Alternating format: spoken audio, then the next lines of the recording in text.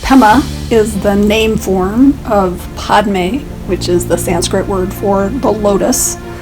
My name was given to me by my spiritual teacher, who also is a Shambhala Buddhist practitioner.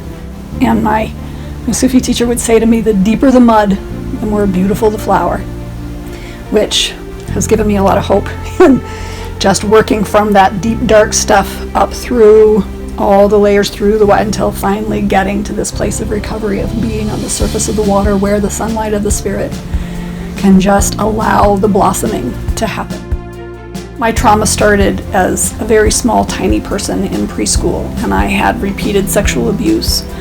I didn't have any way to cope with the level of trauma that I had to carry in my body, and so I started getting high at the age of 12 on a daily basis. I bottomed out young at the age of 17, and the veil got lifted, and I knew that I was an addict.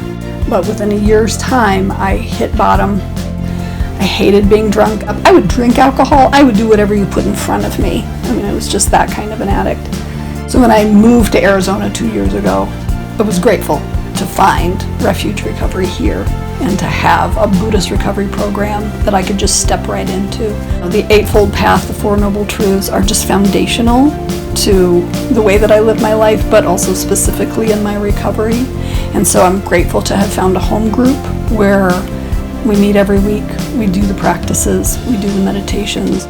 So the great thing about Refuge Recovery is that it has sort of that same inclusiveness that Buddhism does, right? Like it can hold everything, and you bring whatever addiction it is that you have, whether it's substances, it's relationships, whether it's gambling, sex, work, shopping, obsessive compulsive thinking. It holds space for finding recovery from the things that are going to kill us, like drugs and alcohol, but also for process addictions.